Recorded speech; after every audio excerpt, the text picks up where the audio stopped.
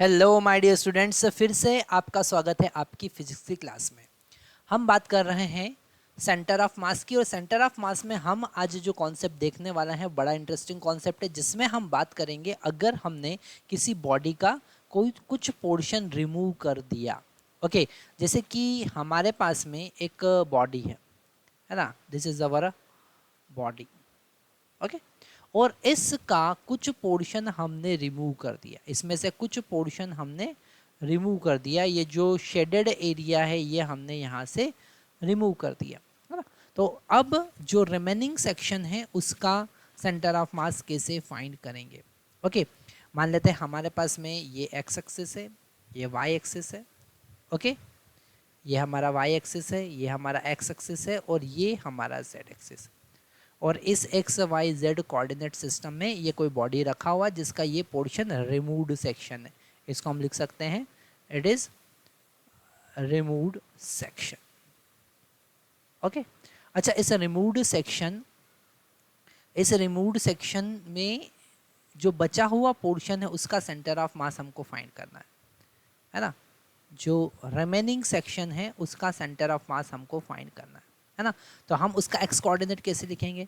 हम उसका x coordinate लिखेंगे x coordinate of centre of mass is equal to, है ना, ये जो कंप्लीट सेक्शन है इसको हमने सेक्शन नंबर 1 लिखा, और जो रिमूव्ड सेक्शन है उसको सेक्शन नंबर 2 लिखा।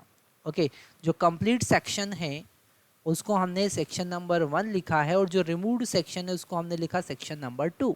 ओके, तो x coordinate of centre of mass क्या होगा m1, मतलब कि जो कंप्लीट सेक्शन है उसका सेंटर ऑफ मास, उसका mass into x1 minus m2, मतलब जिसको हमने रिमूव किया है, इंटू x2 उसका सेंटर ऑफ मास है, divided by m1 minus m2, है ना। ये फार्मूला यूज करके हम क्या कर सकते हैं, हम उसका सेंटर ऑफ मास फाइंड कर सकते हैं। y कोऑर्डिनेट अगर आपको फाइंड करना है तो आप कैसे फाइंड करेंगे? Simply m1 y1 minus m2 y2 divided by m1 minus m2।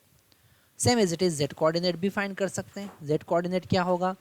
Z coordinate होगा m1 z1, है ना, minus m2 z2 divided by m1 minus m2। तो ये तीन फार्मूले हमारे पास में हैं जिसकी हेल्प से हम क्या कर सकते हैं, सेंटर ऑफ मास के कोऑर्डिनेट फाइंड कर सकते हैं, है ना। अगर आपको उसका पोजीशन वेक्टर फाइंड करना है, position vector of centre of मास, तो आप क्या लिखेंगे, m1 r1 वेक्टर, है ना, मतलब पूरा कंप्लीट मास, और उसका पोजीशन, उसका सेंटर ऑफ मास का position vector minus m2 r2 vector divided by m1 minus m2, है ना। यहाँ पर सब्ट्रैक्ट किसको करना है? जिस सेक्शन को हमने रिमूव किया। इससे रिलेटेड हमारे पास एक बड़ा इंटरेस्टिंग न्यूमेरिकल आता है, वो क्वेश्चन हम देखते हैं। क्वेश्चन में क्या गिवन है? तो यहाँ पर हमारे पास में क्वेश्चन में गिवन है एक सर्कुलर डिस्क। ओके, एक सर्कुलर डिस्क जैसा यहाँ पर डायग्राम में दिखाया है हमको।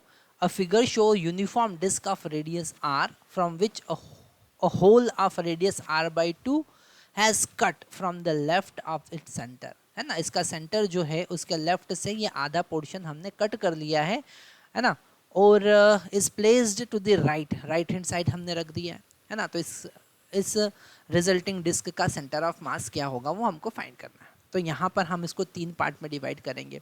पार्ट नंबर 1, है ना, part number 1 that is this is our part number 1 जो हमारा कंप्लीट डिस्क है ना। अगर पार्ट नंबर 2 जो हमारा रिमूव्ड डिस्क है, पर पार्ट नंबर 2 हम इसको कंसिडर करते हैं जिसको हमने यहाँ पर रखा है। ओके, और पार्ट नंबर 3 जो हमारा रिमूव्ड है। तो अब अगर हम यहाँ पर फार्मूला यूज़ करेंगे, क्योंकि हमको यहाँ पर एक्स कोऑर्डिनेट ही फाइंड करना है। ओके, वाई कोऑर्डिनेट और जेड कोऑर्डिनेट में कोई चेंज नहीं होगा, वाई कोऑर्डिनेट में ही रहेगा, है ना, और हमारा केवल एक्स कोऑर्डिनेट शिफ्ट होगा। तो x coordinate of centre of मास हम लिखेंगे m1 x1 plus m2 x2 minus m3 x3, क्योंकि थर्ड वाला पोर्शन रिमूव्ड सेक्शन है, divided by m1 plus m2 minus m3, है ना। अगर हम m1 की बात करेंगे तो हम लिख सकते हैं उसका surface mass density into area A1, है ना। M2 की बात करें तो हम लिख सकते हैं उसका सरफेस मास डेंसिटी, क्योंकि सरफेस मास डेंसिटी तो सबका सेम ही होगा, into area A2। M2 M3 का वैल्यू लिखे तो लिख सकते हैं सिग्मा इनटू A3। ओके, तो मतलब अगर हम इन सब का वैल्यू यहाँ पर पुट करें तो अब हमारे पास में फॉर्मूला हो जाएगा A1 x1 plus A2 x2 minus A3 x3 divided by A1 plus A2 minus A3। क्यों ऐसा? क्योंकि सिग्मा तो कैंसिल हो गया। सिग्मा क्या था? Surface mass density. ओके, अगर हम यहाँ पर A1 का वैल्यू फाइंड करें, मतलब कि ये कंप्लीट डिस्क है ना, तो इसका एरिया क्या होगा? इसका एरिया होगा पाई आर स्क्वायर, है ना। अगर हम A2 की बात करें तो उसका एरिया कितना होगा? पाई और रेडियस है r/2, है ना, मतलब कि पाई आर स्क्वायर बाई 4, है ना।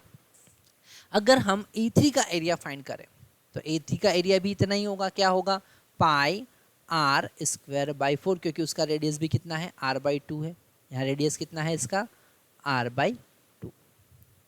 ओके, अब अगर हम इनके सेंटर ऑफ मास की पोजीशन की बात करें तो x1 जो था, जो कंप्लीट बड़ा वाला डिस्क है, उसका सेंटर ऑफ मास कहाँ था? उसका ओरिजिन मतलब 0।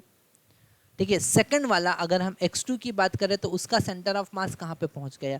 उसका centre of mass r/2 distance पे पहुंच गया, यहाँ पर होगा, है ना। मतलब लिखेंगे माइनस r/2। क्या लिखेंगे?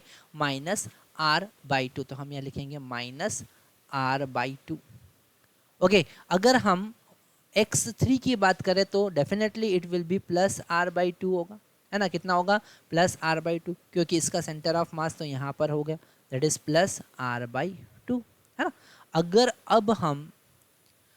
अब हम फार्मूले में वैल्यू पुट करें तो x coordinate of centre of mass क्या होगा, है ना। m1 की जगह हमको a1 का वैल्यू पुट करना, that is pi r square, और ये है 0, x1 कितना है? 0, प्लस m2 का वैल्यू हमको लिखना है पाई आर स्क्वायर बाई 4, और उसका जो सेंटर ऑफ मास है वो माइनस r/2 पर है, माइनस फिर हमको m3 का वैल्यू या a3 का वैल्यू पुट करना पाई आर स्क्वायर बाई 4, और उसका कोऑर्डिनेट सेंटर ऑफ मास कहाँ पे था? प्लस r/2 पर, है ना।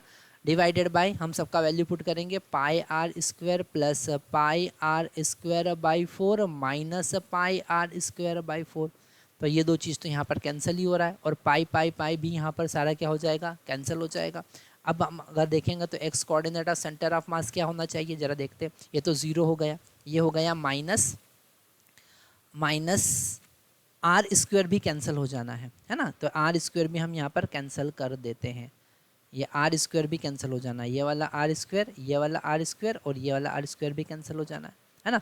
तो अब हमारे पास रिमेनिंग जो वैल्यूज़ बची है वो क्या बची, एक बार देखते हैं, है ना। यहाँ पर 0 हो गया, यहाँ पर बचा हमारे पास माइनस r/8। कितना बचा? Minus r/8।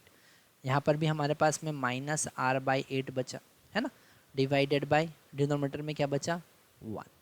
तो ये हो जाएगा, डिनोमिनेटर में 1 बचा ना, यहाँ पे कुछ भी नहीं बचा, 1 बचा, सारी चीज़ें तो कैंसिल हो गई। ये हो जाएगा माइनस r/4, है ना।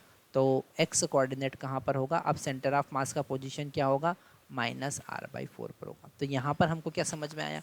यहाँ पर हमको समझ में आया कि हम कैसे रिमूव्ड सेक्शन की हेल्प से, कॉन्सेप्ट की हेल्प से सेंटर ऑफ मास फाइंड कर सकते हैं। ओके, नेक्स्ट लेक्चर में हम इससे रिलेटेड और बड़े इंटरेस्टिंग न्यूमेरिकल देखने वाले हैं।